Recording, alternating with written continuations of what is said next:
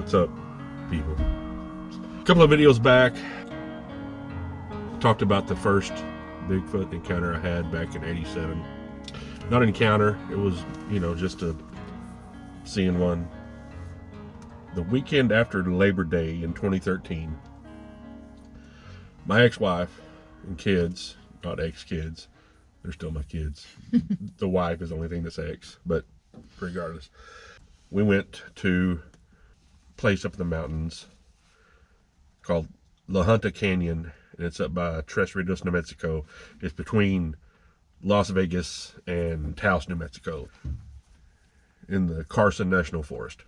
A lot of people don't believe in Bigfoot, don't want to believe in Bigfoot, and they have a right to their opinion. They have a right to their feelings about things. But I also have a right to my feelings, and I also have a right to recount the things I've seen. And I think what's important about this is it was the weekend after Labor Day, which means it was busy, and then everybody went back to school and to work, and it had been still for a week. We get there, get our tent set up, say there's a fire here, and then the kids' tent was over here, and mine and my ex-wife's tent was a little bit further away. And we had started a fire, and it was starting to die down. And we had been in bed probably 30 minutes. My oldest son just started yelling, Dad, wake up, there's something in the camp. So took me 45 minutes. It felt like trying to get out of a sleeping bag and out of unzipping 45 things. They all kind of got up and asked him what had happened. He said that he was just kind of laying there and wasn't asleep. Looked out towards to see if the fire had died down, and if the fire hadn't died down enough, he was going to get out of the tent and put it out. You have to know Jacob. He was going to do that. She knows. Yeah. That frazzled us. Now, we had firearms because that's just what we do. Don't want to ever have to use them, but we had them. So anyway, we got out, stoked the fire back up, and I asked him what he had seen. And he saw something walk between the picnic table and the fire, where the fire was. And the fire wasn't huge, but he said, he still saw something walk past there. We're sitting there kind of talking about it. Well, my ex-wife is standing beside me. I notice she keeps she has her head turned down, and then she'll look up. As we're sitting there talking, she's doing this. I kind of watch her. I don't say anything at first, but she'll look down, and then she'd look back up real quick. And I was like, what are you doing? The way I would say it. She's like, I see eye shine right over there. And she said, every time I make eye contact, the eyes close. We didn't make a big deal out of it. She said, just look where I'm looking. She turned her eyes down again and then looked back up, and I looked where she was looking, and I saw green eye shine. The way she was looking, there were no trees that way for probably 30 yards. No trees. There was just kind of a flattened off area, and then the river came around, went down back like this, and there was this is important for later, a tree stump had fallen over down this way, and which is probably 10 yards from us. Every time she would look up and she'd make eye contact with whatever it was there, the eyes closed. Sometimes you could see the head kind of drop down like that. It wasn't an owl or anything because there were no trees right there. So she's sitting there doing that, and at that point I'm getting freaked out. Watching my ex looking at this. Well, I happened to look down past where she was, and where the tree had fallen over, and there was a big stump, a bunch of roots and whatever. I saw eye shine from down that way, and as soon as I made eye contact down there, whatever it was kind of leaned back up where it was hidden by that stump, and it looked like something sitting there. And every time I would look, I'd look away, and I'd wait a second, and then I would look back over there, and there's eye shine, and then you just slowly would go back up behind that big root ball. Like, we're being watched. There's a group of something watching us. So, at that point, you know, my ex-wife, she's like, well, what are you looking at? And I said, I see eye shine down there. And when I said that, she took my 2 youngest kids and said, nope, I'm getting in the van. We had a Ford conversion van at the time. Don't blame her. You'd done the same thing. So I stood there with Jacob. I would see the eye shine here and the eye shine down there. And then we kind of moved around and did something a little bit and heard some rustling, some stepping, and then there was no more eye shine. At that point, I went and got my shotgun out of the tent because we were being watched by something. There's not even a doubt in my mind that there was something standing there watching us. And down here, something was sitting beside the root ball and was leaning back to see us. And then what it felt like is it had picked a place to hide. Like when we started getting up and it couldn't really run off. And it was up in my mind, doesn't mean it's so, but in my mind, right, it was a female sitting down there. And the one over here was a larger male. As I was going to get my shotgun, Jacob said, Dad, I heard something rustling over here. He said, I'm going to go check it out. You know, and this is probably, I don't know, 1 o'clock in the morning. This dog keeps farting, and it's freaking terrible. Good Lord, son, stop farting. I love you, but man, those are rank. Pungent. Son. Anyway, so my son started walking over to this, they're kind of big reed bushes over by the river. So he gets over there and he's getting close to them, and the van is parked off over here, and like there's nothing behind me but darkness.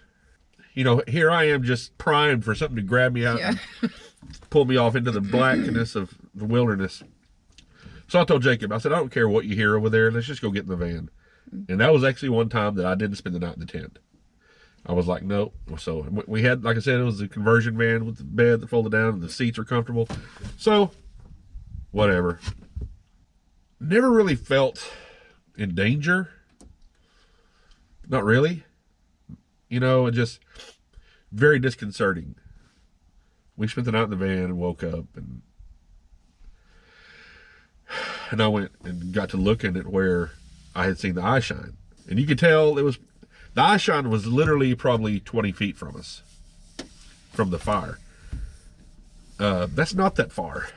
It's maybe 25 feet. It wasn't very far. There were no trees in that area, but there was, say here, you know, the fire pit was here, and then it went down to where we saw it. The thing is, it dropped down a good 3 feet. It was like, you know, there's a little depression there, and it's actually where Rachel and I set our tent whenever we camped there. And then I was like remembering how, you know, asking how high was the eye shine. I saw it, but I wanted everybody else's opinion, and they said, yeah, it was about right there. Again, the eye shine was at maybe 7.5 feet. So it seems like whatever it was had gotten kind of caught in that area, and it was standing there and trying to watch us, but knew it was covered. It was in the dark. I don't know how else to say that, but with the fire, we stoked the fire up, and you could see the eye shine. So we camped there roughly 2 or 3 more days. Never felt in danger, nothing like that, but continually felt like we were being watched. Really? Yeah. You know, you can tell if you're being watched. You just know. You can be off in your own world. I do it to Rachel all the time. She'll be on her phone, and I'll just stop and stare at her just because I thoroughly think she's pretty. You know, I'm like weirdly crazy in love with her. Eventually, she'll be like, hi. And it's not a creepy stare that I'm doing. No. But, so what I'm getting at is she can feel it. She can feel the stare. You know, there was no way it was an owl. There was no way it was a bird. There was no way it was a cougar. You know, a cougar would have had to stand on a ladder and stand there and stare at us. The next day, I went down and actually saw butt prints. Saw indentions where something had been sitting down there. Oh. Yeah. Yeah. So I was like, yo, no, there was something here. So in 2019, when I asked Rachel to marry me, it's where we camped with the kids and all that. Well, I fell asleep, and when I sleep, I'm out. And we woke up the next day, and she's like, well, actually, a few times in the night, she's like, Tommy, I hear something. Yeah. And it was the first time ever in my life with her, I'd said, and she did it so much, I was like, I love you. Yeah, it was bad. I was like, I'm a little bit annoyed by you right now. And It was really bad. I was like every 5 seconds, I was like, there's something out there. I know there's something out there. I was freaking out a little bit. and there are like chipmunks and stuff around there. Yeah. But they're not really nocturnal, you know? Yeah. And so she said she could hear things outside the tent. None of the other kids did, but we were camped probably, we were camped 20 yards from them. Yeah. But yeah, she was at that. So that's what I'm saying is that same area, she was freaked out by something. And this is before I ever told her about the Bigfoot thing. Yeah. I had to marry her before I told her about my Bigfoot stuff. But so long story short, I've seen one run across the road, and I've had a more personal experience, and I fully believe in them. And what I believe they are undiscovered primates. That's all I think they are. I don't think they're half man, half monkey, or aliens, or I don't even think there's a lot of people think they might be demons. I believe in demons, but I just think they're undiscovered intelligent primates. Again, you can believe me, you cannot believe me. Honestly, don't care. I know what I saw. It's one thing to see one when you're driving down the road and one runs across. You're like, oh, what was that? And then talk, and then you go back to regular programming. Right. But when you're camping and there's one within 20 yards of you, or 10 yards of you, 10 feet, 20 feet, I don't know how. It was not very far. And then there's one down here, so you know that there's more than one. And so we saw the eye shine there. We saw the eye shine there. How many more were there? Yeah. How many more that we didn't see?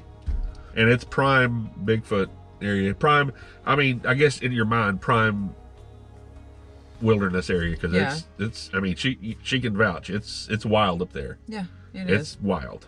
It's there's no cell service there and none of that stuff. So anyway, I appreciate y'all listening to my story and her little bit of her story. Yeah. Thank y'all. It means a lot. And we'll catch you next time. Bye. Bye.